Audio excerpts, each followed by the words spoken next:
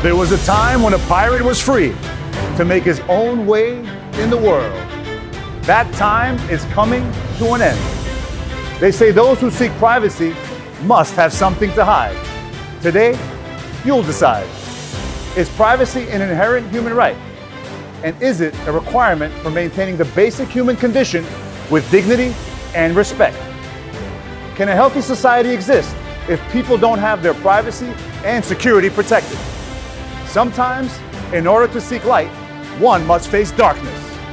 Inspired by his own set of challenges, a victim of a keylogger incident in 2012, after downloading a malicious app, he started seeking tools and ways to embrace the concept of privacy and security as power. He is leading a new frontier and acts as a guardian for knowledge of privacy and security. In 2015, he began researching the crypto space.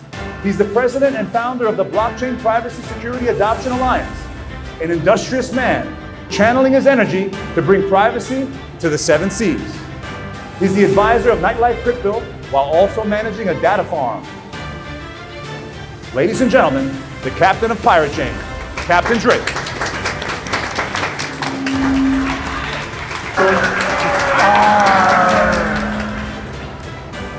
Everyone, I'm Captain Drake with Pirate Chain, and we're here in Miami during Bitcoin Week.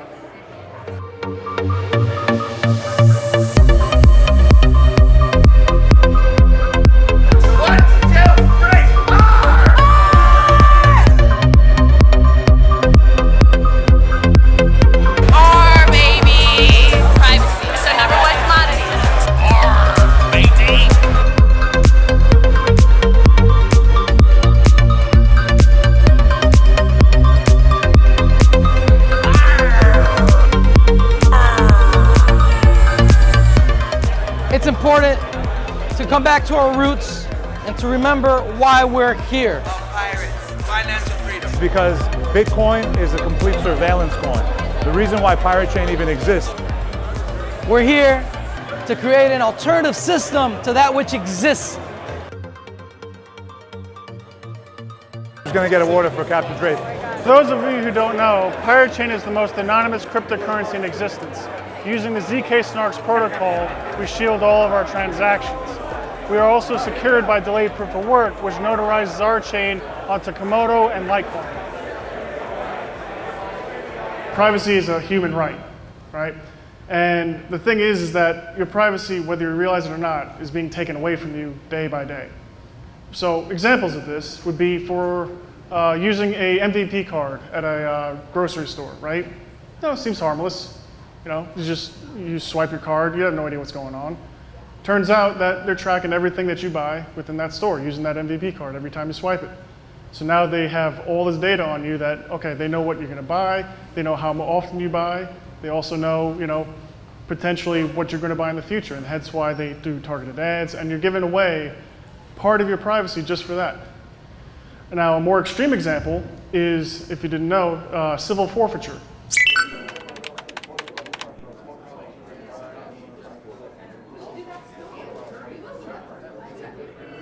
Right?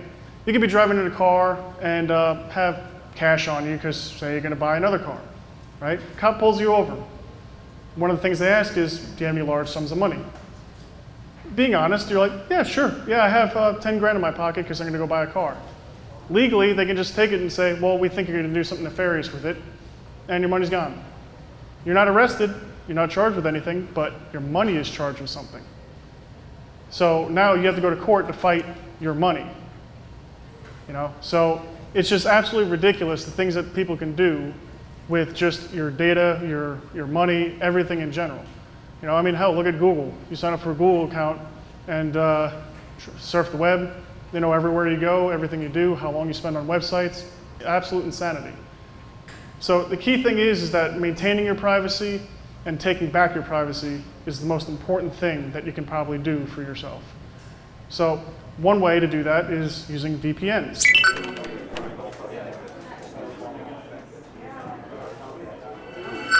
Right? Everyone these days pretty much uses one, it seems like. There's certain ones that do data logging, there's some others that claim they don't but do, and report stuff to governments, things like that. And there's a very few that are called decentralized VPNs, like for example Sentinel, who's a member of the BPSAA, and they basically have users that you connect to use their internet. So it completely decentralized the process of VPNs, which is great. Now, the important thing too is financial privacy. Without financial privacy, you have no financial freedom. Because if you can't be yourself when you're by yourself, then what the hell are you living for, So one way to do that is by using Pirate Chain or Monero, but specifically, I'm here for Pirate Chain. So privacy coins in general are a huge deal.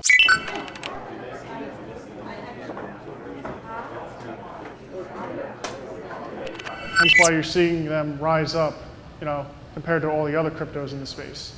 Because every day you see governments doing chain analytics, you see all these different corporations trying to trace every transaction that happens on the network. For example, Bitcoin. A lot of people are still thinking that Bitcoin is anonymous because, nobody has my name on there.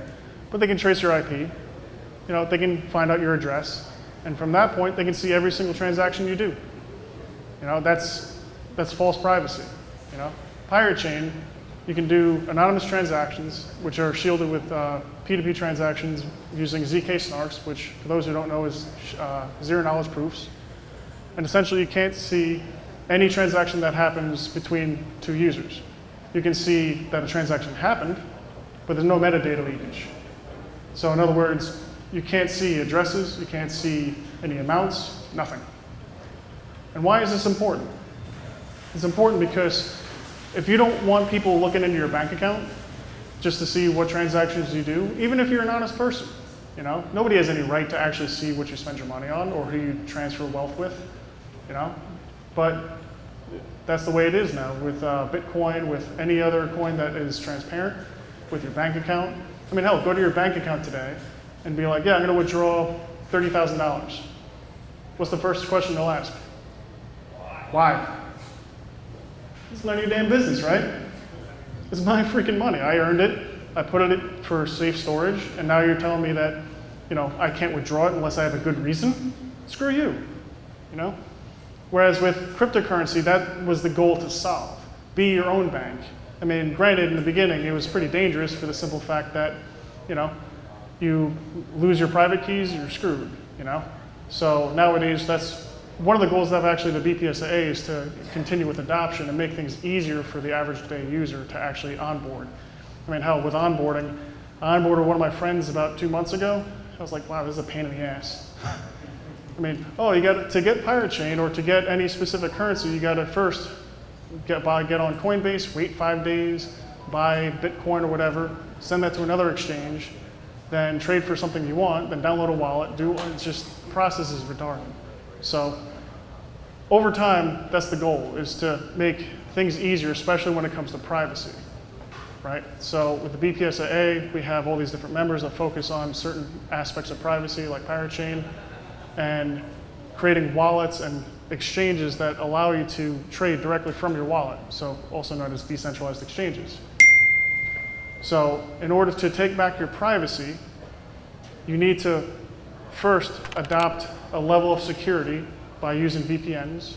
You need to transact privately using private cryptos like Monero, Pirate Chain. I would say Zcash, but they're not private because they have 95% of their transactions are public.